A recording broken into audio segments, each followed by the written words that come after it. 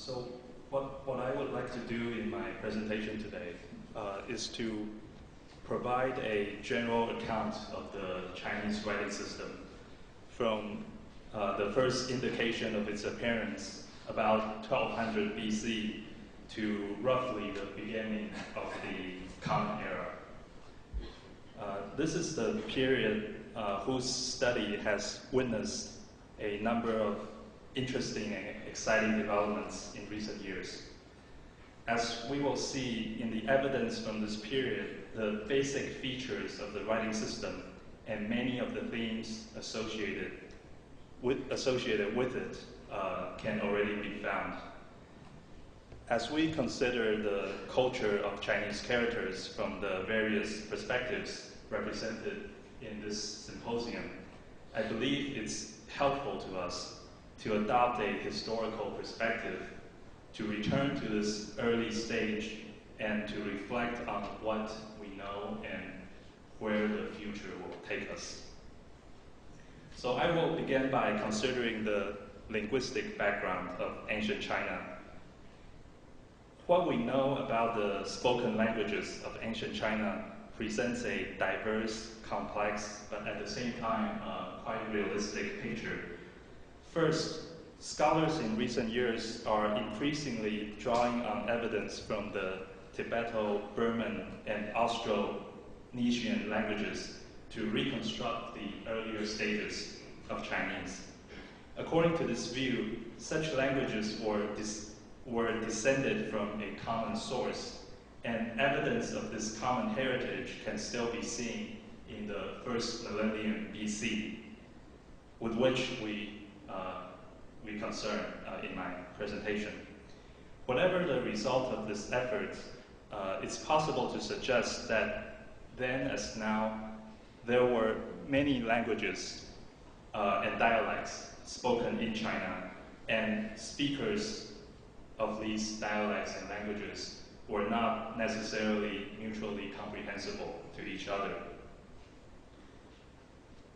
An example of a rather clear distinction is that on the basis of a reconstruction of the phonology of ancient China, with testimonies by several Han Dynasty scholars, Zheng Xuan, Gao You, Ru Chun, Liu Xi, we now know that in the region of the Shandong Peninsula, there was a sound change of the R coda to the J coda, and this is corroborated by evidence from the rhymes of the Shi Jing, or the Book of Odes, in the section called Chen Hong, with the state of Chen just being west of the Shandong Peninsula. And added to this, one should take into account traces of Austroasiatic and perhaps even Tocharian and Indo-European language in the Tarim Basin of the Northwest. So all of this suggests a linguistic situation different from what we usually attribute to ancient China. So this is a map of the present-day People's Republic, and the red circles indicate roughly the areas that I just mentioned.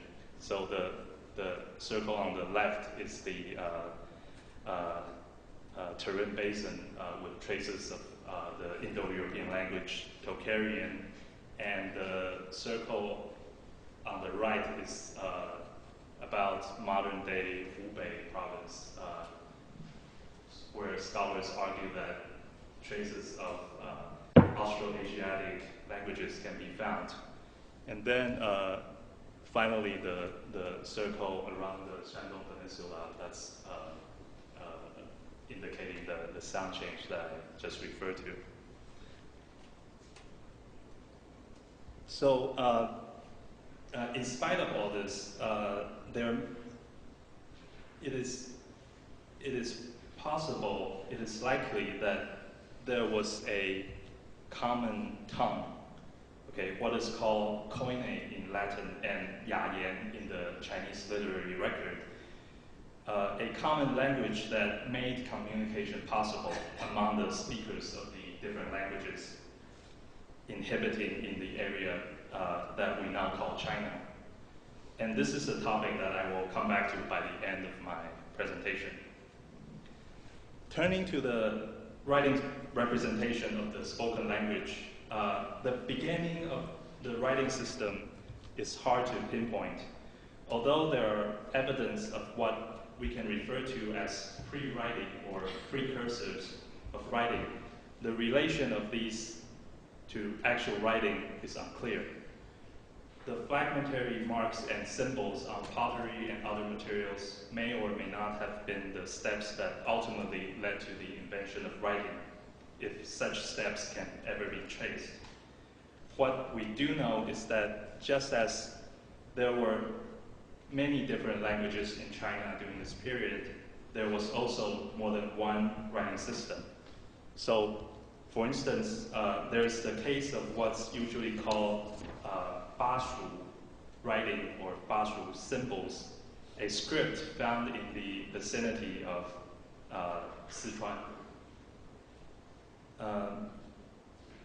It's unclear what's the relation between this and Chinese writing or even the Chinese language, because to this day the script, this Bashu writing, remains undeciphered. And here are just a couple examples. What is clearly writing is inscribed on a seal, but the meaning of which is unknown or unclear, and some further examples also on seals.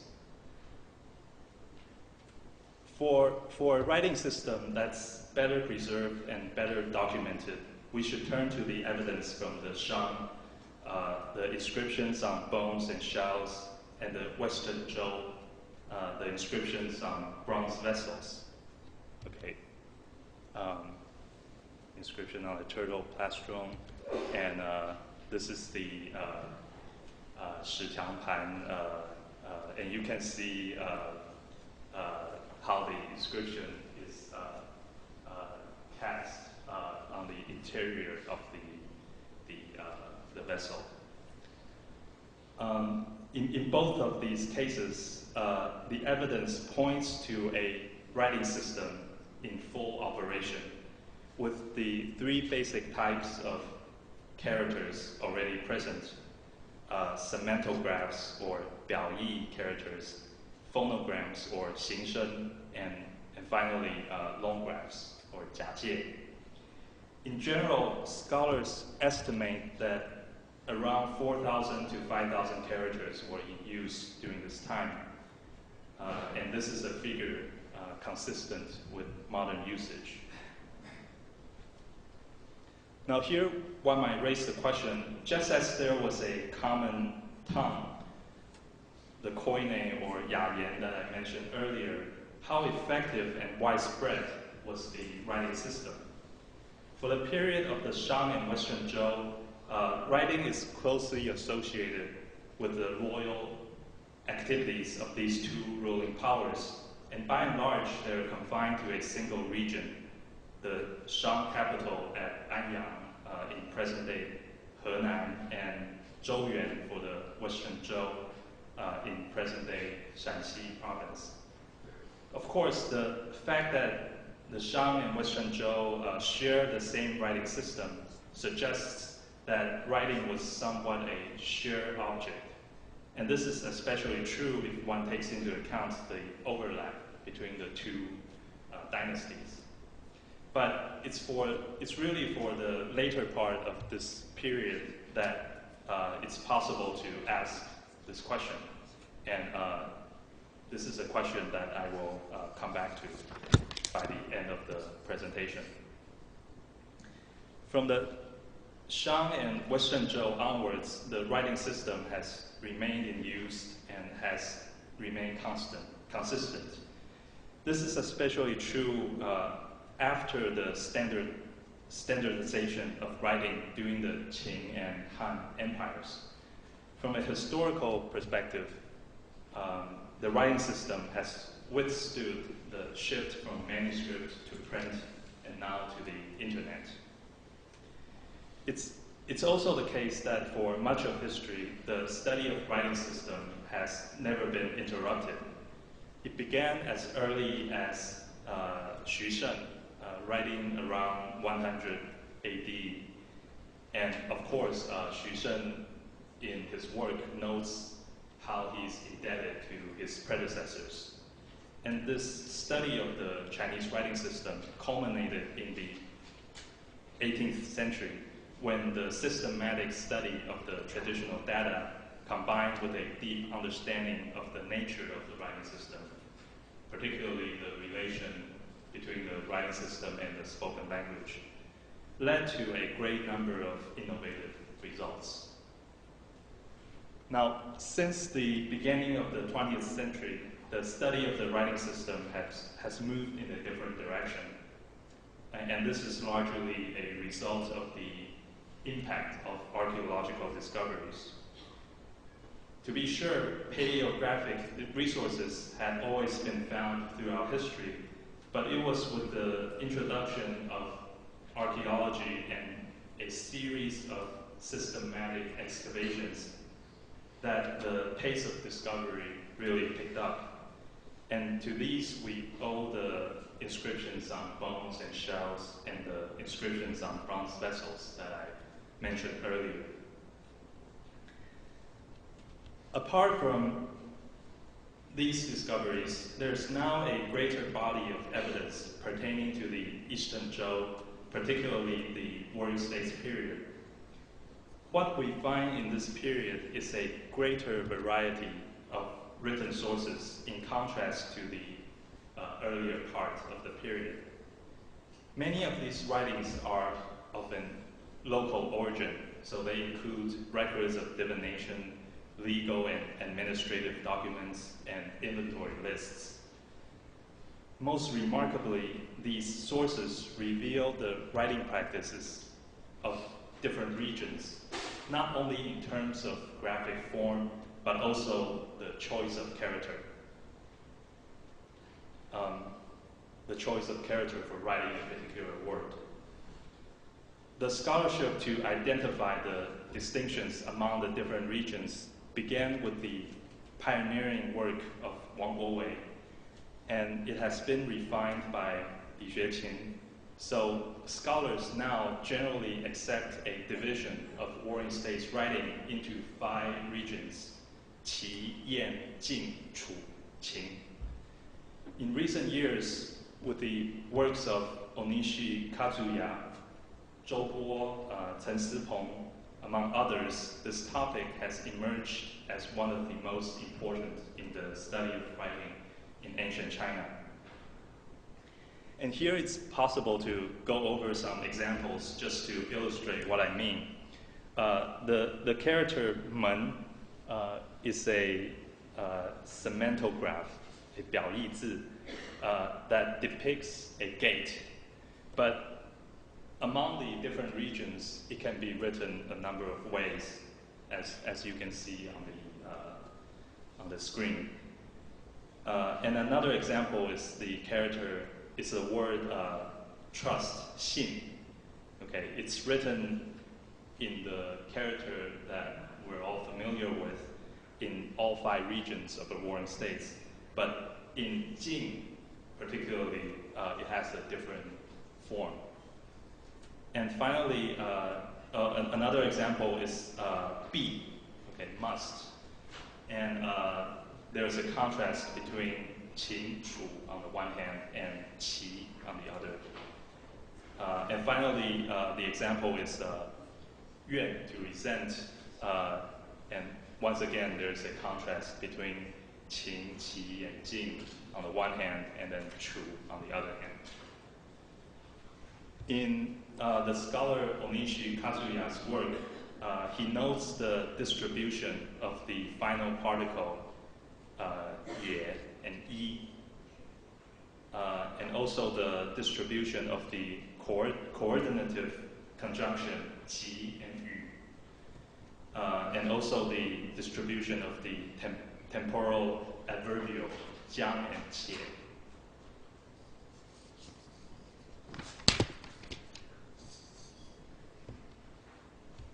A further development in the last 40 years is the discovery of a large number of literary texts from the warring states Tsing and Han. Many of these have parallels with the received literature.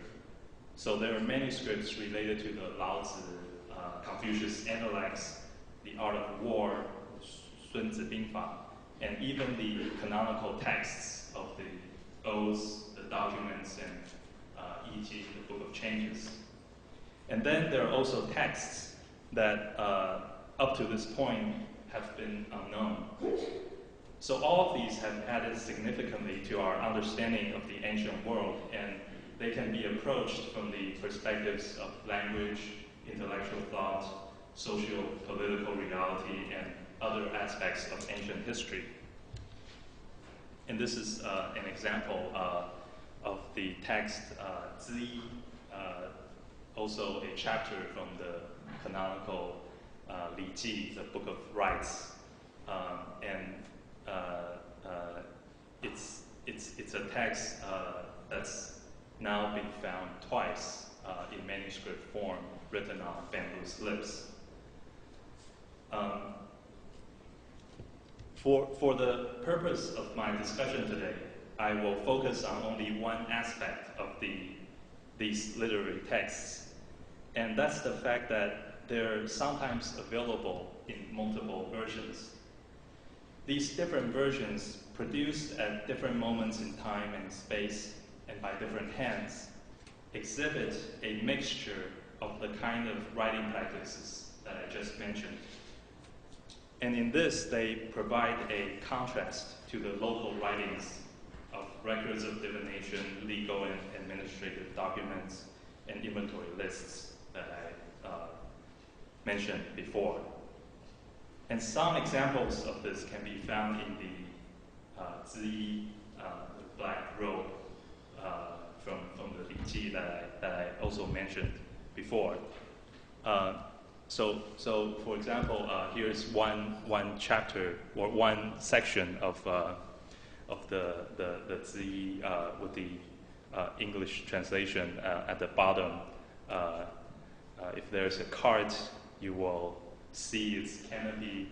If there's an outer garment, you will see the pad. If a man has words, you will hear their sounds. If he has action, you will see their effects. And this is, so the bottom is from the second copy of this text. And as you can see, they are largely the same. But with some important exceptions.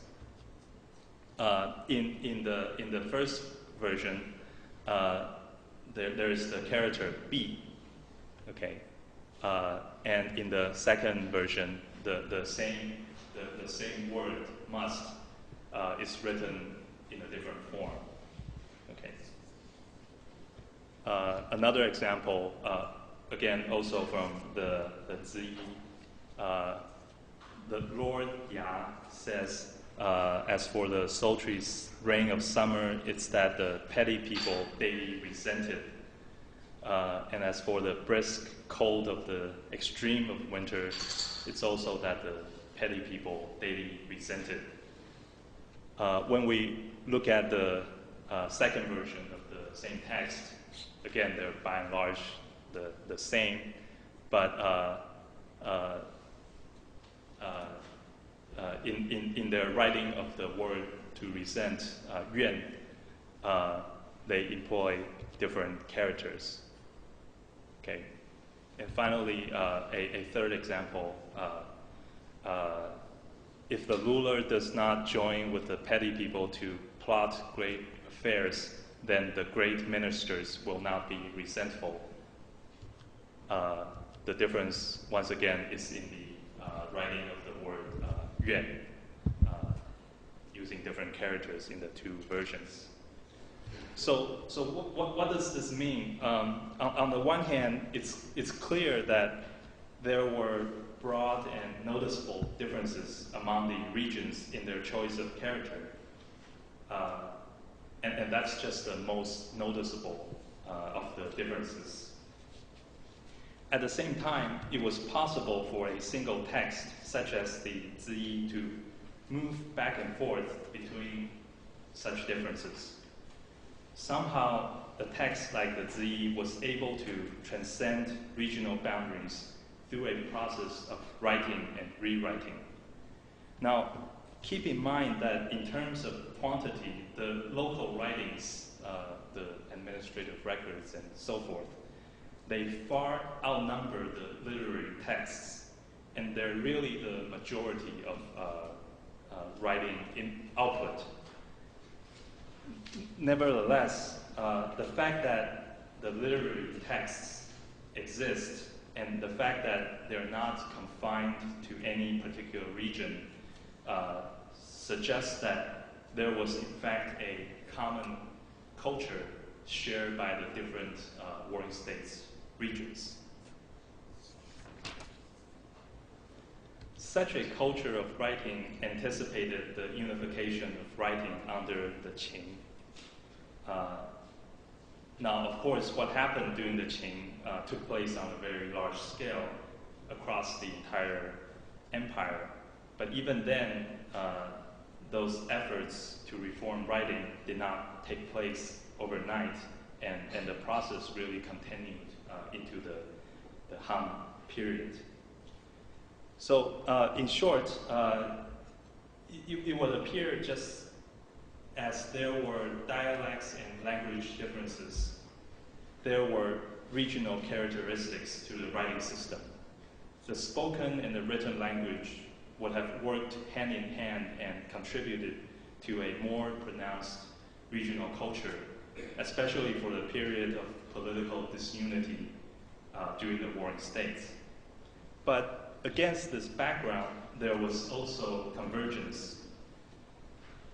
And several explanations are possible for this, but the most obvious one is that communication and cooperation were necessary, whether by a common speech or by a consistent writing system.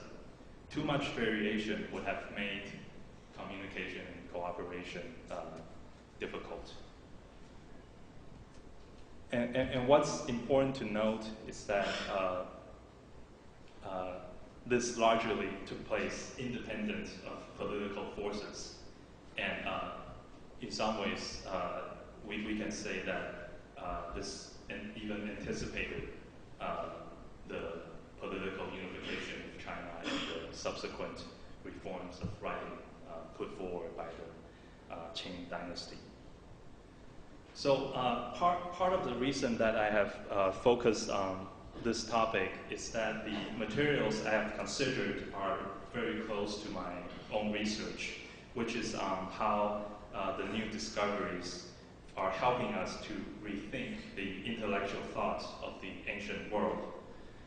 Another reason is that I think it allows for an opportunity to reflect on the relation between writing and culture, particularly how a unified writing system has reinforced a unified. Let me try again.